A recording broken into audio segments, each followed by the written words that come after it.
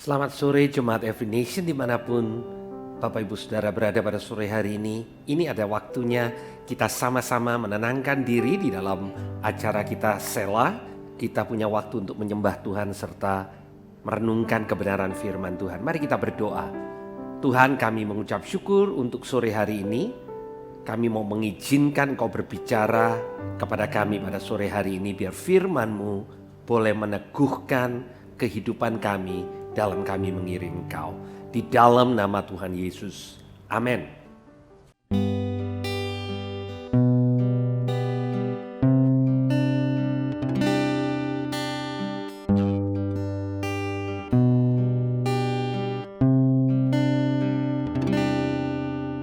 Because of who you are, I give you glory. Because of who you are, I give you praise. Because of who you are, I will lift my voice and sing. Lord, I worship you because of who you are. Lord, I worship you because of who you are.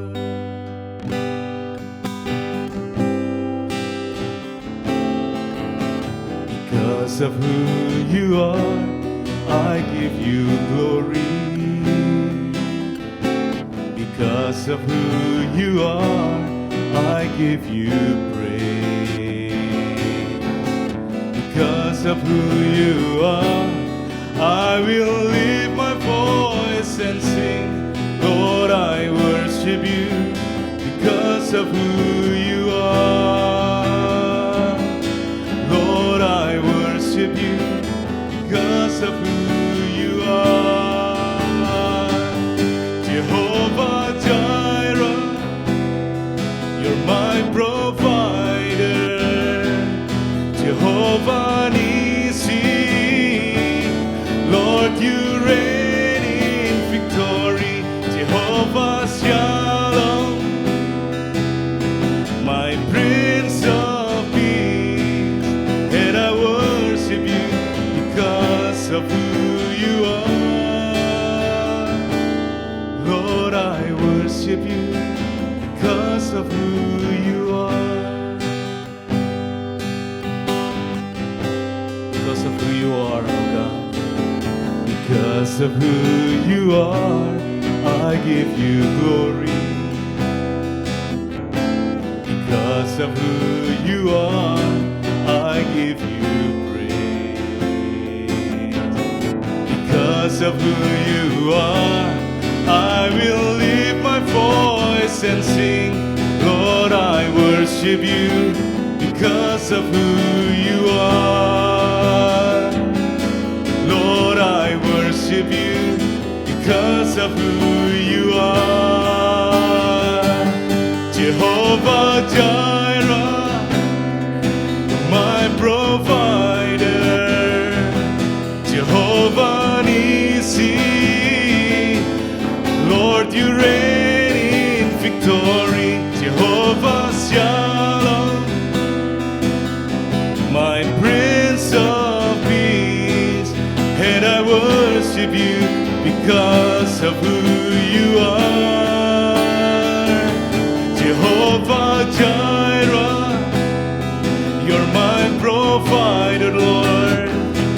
Jehovah Nissi, Lord, you reign in victory. Jehovah Shalom, my Prince of Peace, and I worship you because of who you are.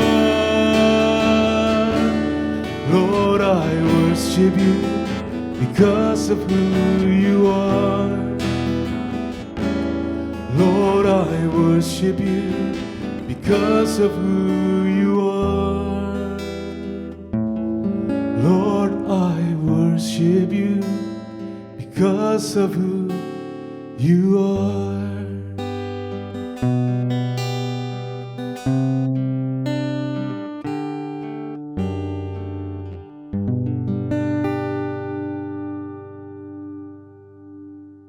Saudara, selama bulan Juli ini kita akan belajar seri tentang keuangan. Bapak Ibu, di dalam Alkitab, keuangan dibahas dalam porsi yang sangat banyak.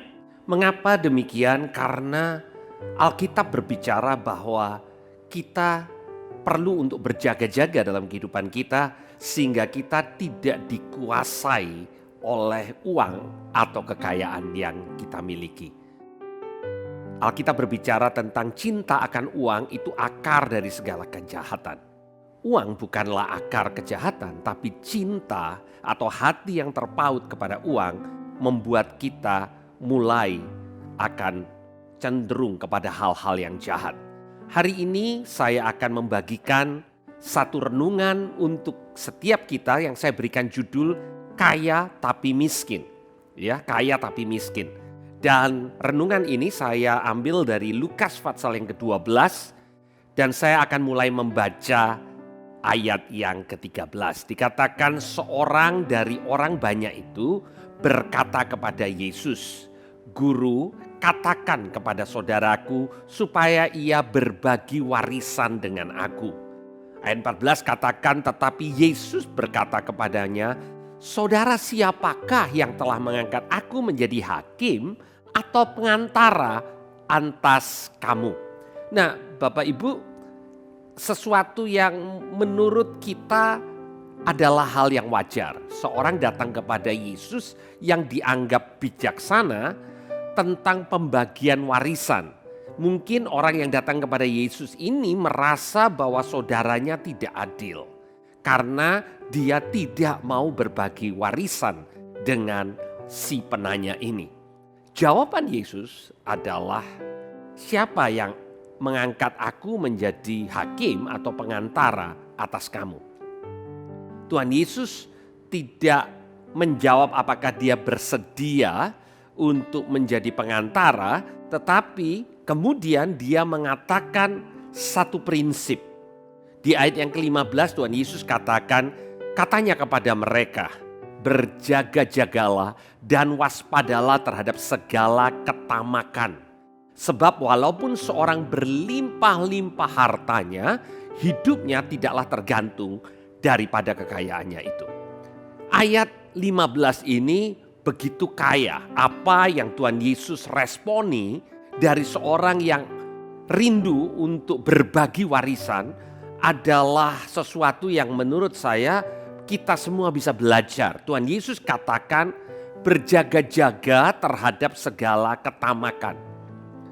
Tamak artinya kita menginginkan sesuatu secara berlebihan dan dalam konteks ini adalah konteks keuangan. Bapak Ibu, uang itu sangat berguna. Kalau kita mau melaksanakan amanat agung, kita memerlukan uang. Kalau Injil perlu diberitakan ke seluruh muka bumi ini, diperlukan keuangan yang besar. Uang adalah budak atau hamba yang sangat baik. Kalau kita menggunakan keuangan dengan bijaksana, maka uang akan menolong kita untuk melakukan banyak perkara. Tetapi uang adalah tuan yang sangat buruk. Karena pada waktu kita posisikan sebagai yang paling berharga, di mana dia menjadi tuan atas kehidupan kita, maka uang bisa menguasai kehidupan kita dan membawa kita kepada perkara-perkara yang Tuhan tidak inginkan. Itu sebabnya Alkitab juga mengajarkan bahwa uang itu bisa menjadi saingan atau musuh dari Tuhan. Seringkali kalau kita berbicara tentang siapa yang akan menjadi musuh Tuhan, kita berpikir iblis. Tetapi Alkitab mengatakan uang bisa menjadi musuhnya Tuhan. Karena kita bisa begitu bergantung kepada uang dan bukan kepada Tuhan. Iblis memakai uang untuk menjadi sarana untuk memperbudak kita, untuk memperhamba kita. Itu sebabnya Tuhan Yesus berbicara di tempat ini, dalam kejadian ini, dan mengatakan kepada orang yang mau berbagi warisan, hati-hati. Karena tidak salah berbagi warisan, Tetapi yang salah adalah hati di mana kita dikuasai oleh ketamakan. Kita dikuasai oleh keinginan yang berlebihan tentang uang.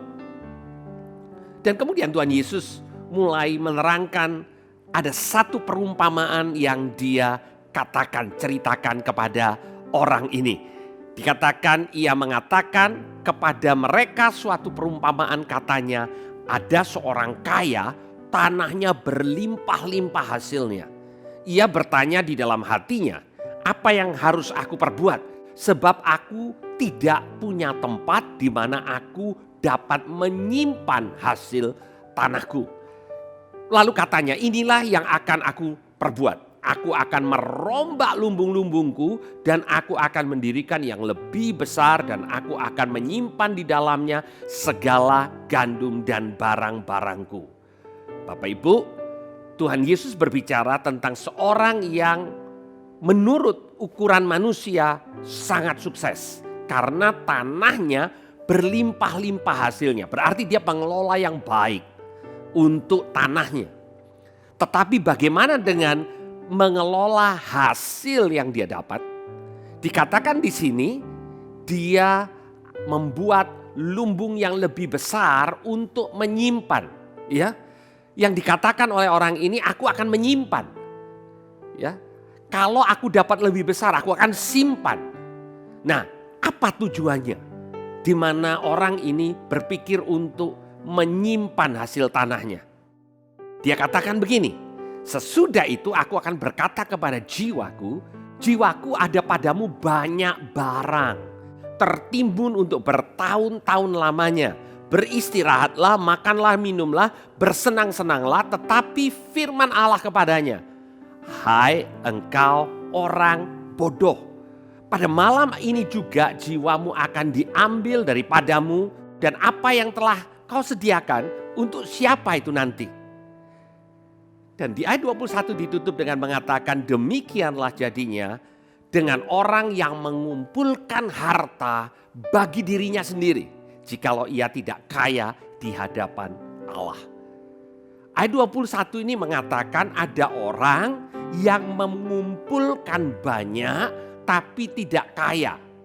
Dengan kata lain ada orang yang mempunyai banyak tapi miskin. Miskin di hadapan Allah tetapi punya banyak sehingga dia kaya di hadapan manusia. Jadi Bapak Ibu Saudara, hanya karena kita menerima banyak, menurut pandangan Tuhan kita bisa tetap miskin di hadapan Allah. Dengan demikian sebaliknya ada seorang yang mungkin tidak punya banyak tapi bisa kaya di hadapan Allah. Karena yang dimaksud dengan kaya atau miskin di hadapan Allah bukan tentang berapa banyak yang kita bisa simpan. Ya, karena kata-kata yang selalu muncul dari orang kaya ini adalah aku akan simpan dan jiwaku akan menjadi tenang. Berapa banyak di antara kita tanpa sadar kita sesungguhnya percaya bahwa kekayaan itu sumber ketenangan. Kalau saya belum merasa tenang, mungkin karena saya masih kurang kaya. Saya mungkin masih kurang dalam keuangan. Kalau nanti saya mencapai jumlah tertentu maka saya akan menjadi tenang. Dan itu yang Tuhan Yesus katakan, ketenangan jiwamu bukan ditentukan oleh banyaknya keuanganmu. Tuhan Yesus tadi mengatakan bahwa hidupmu tidak tergantung daripada kekayaanmu. Ini adalah kebenaran firman Tuhan.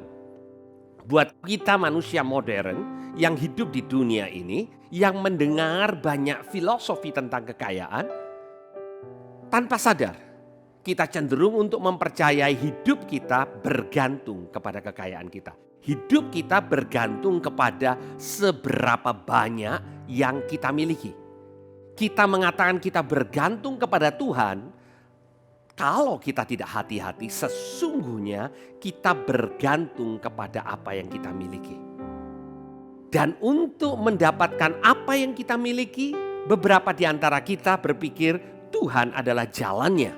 Jadi Tuhan bukan sumber ketergantungan kita, tapi kita menjadikan Tuhan sebagai alat untuk mendapatkan kekayaan, yang mana kekayaan ini menjadi tempat kita bersandar, tempat kita bergantung. Nah, Bapak Ibu, pada waktu kita berpikir dengan pola seperti itu, ini yang Tuhan Yesus katakan bahwa kita menjadikan keuangan kita, kesuksesan kita, apa yang kita miliki, apa yang kita simpan sebagai sumber dan rasa aman kita. Pada waktu kita menaruh rasa aman kita kepada apa yang kita miliki dan bukan kepada Tuhan, maka Tuhan mengatakan kepada kita, kita adalah orang yang bodoh. Sekalipun mungkin kita adalah pengelola hasil yang baik, tetapi apa yang kita hasilkan hanya kita simpan, maka Tuhan mengatakan kita bukan orang yang bijaksana. Dan mari saya mendorong setiap kita di masa-masa sesulit apapun, atau mungkin keadaan keuanganmu sedang dalam keadaan yang sangat baik.